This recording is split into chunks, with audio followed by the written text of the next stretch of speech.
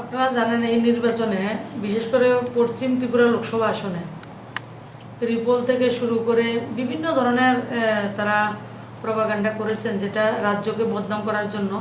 নিজেদের রাজনৈতিক স্বার্থ চরিতার্থ যখন হচ্ছে না দেখে জনসমর্থনে নেই তাদের সঙ্গে, তখনই রাজ্যকে বদনাম করার জন্য, বিশেষ করে রাজ্যে যে একটা রাষ্ট্রবাদী সরকার চলছে, জনকল্যাণমুখী সরকার চলছে, কেন্দ্র রাজ্য একসঙ্গে কাজ করছেন, ডেভেলপমেন্ট ওয়ার্কগুলি হচ্ছে।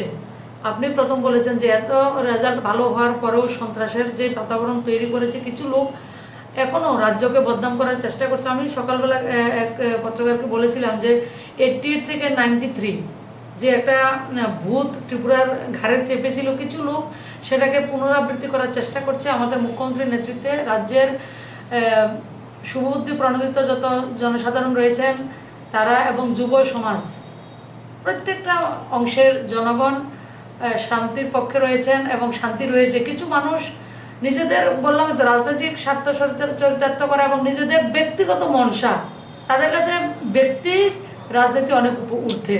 তো সেই জায়গায় ওনারা কাজ করছেন। সেটা আমরা এসছি, কয়েকদিন ছিলাম না, আমরা মুখ্যমন্ত্রী ছিলেন না বা মুখ্যমন্ত্রী না থাকাকালীনও যতটুকু স্টেপ নেওয়ার দরকার সরকার নিয়েছে। তো আশা করি সেটা বন্ধ হয়ে যাবে। আমাদের রাজ্যের ভারতীয় জনতা পার্টির কোনো কার্যকর্তা সেটাতে ইনভলভ না। আমরা এই ধরনের রাজনীতিতে বিশ্বাস করি না, আমরা হিংসার রাজনীতিতে বিশ্বাস করি না, গুন্ডাগর্দির রাজনীতিকে আমরা প্রশ্রয় দিই না। সেটা আপনারা 2018 সালের বিধানসভা নির্বাচন আপনারা লক্ষ্য করেছেন।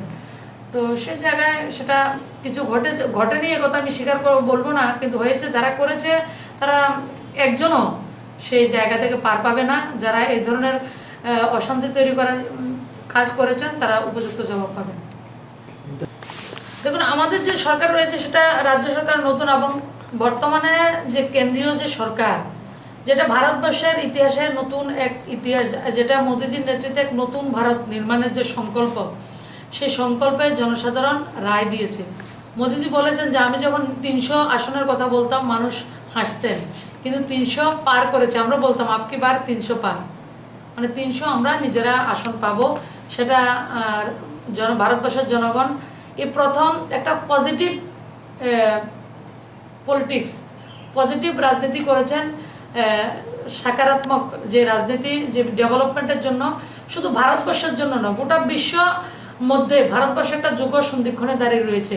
আজকে ভারতবর্ষ, আমরা যে বলতাম আগে, যে আমরা কবিরা বলতো, আমরা গল্পের যেমন ওই রেলের মতো, কোন দিন জানি সাবরুম অব্দি রেল যাবে, তো সেটার মতো ভারত আবার জগৎ সভায় শ্রেষ্ঠ আসন হবে, ভারত জগৎগুরু হবে।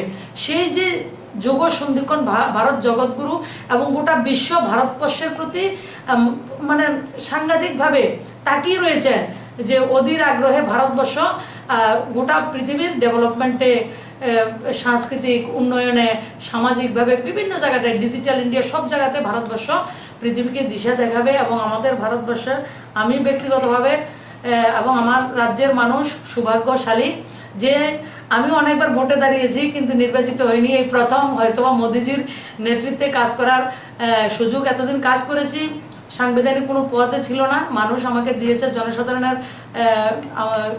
ভালোবাসা দিয়েছে, সমর্থন দিয়েছেন। সেটা একটা মাইলস্টোন হয়ে থাকবে এবং সবচেয়ে বড় প্রাপ্তি, যে বিশ্বের সবচেয়ে বড় নেতৃত্বের সঙ্গে কাজ করার অপরচুনিটি এসেছে। তো সেই জায়গায় রাজ্যের যে মডেল স্টেট, আমরা প্রথমেই বলছি যে মডেল স্টেট, সেটা আমাদের রাজ্যের মুখ্যমন্ত্রী বা আমাদের কারোর কথা না, সেটা রাষ্ট্রীয় সভাপতি আমাদের প্রধানমন্ত্রীর, যে উনি রাজ্যকে দেখে ওনারা বুঝেছেন যে রাজ্যকে মডেল স্টেট নির্মাণ করা খুবই সহজ। সেটা ছোট স্টেট, সেটাকে মডেল স্টেট হিসাবে আমরা তুলে ধরবো, এবং সেই জায়গায় এডুকেশনের দিক থেকে, হেলথের দিকে, কানেক্টিভিটি, সব বিষয়ে আমরা ট্যুরিজমের মাধ্যমে সেটাকে একটা ভালো জায়গা পৌঁছে দেওয়ার জন্য কেন্দ্র রাজ্যের মধ্যে যে একটা ব্রিজ তৈরি করতে হয়, সেই কাজটা আমরা বলেছেন। আমি তো মিডিয়া থেকে অনেক দূরেই থাকি, কেন আপনাদের কাছে বার্তাটা কেমন? না, আর সবার জন্য আমার কাছে খুব ভালো লেগেছে।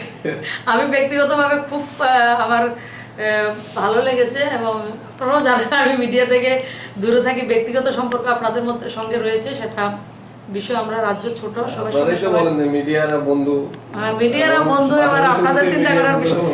বন্ধু যার, দেখুন, যার কনসার্ন পার্সন স্পোক্স পার্সন রয়েছে, তারা কথা বলবেন, আমাদের কথা বলার কি দরকার?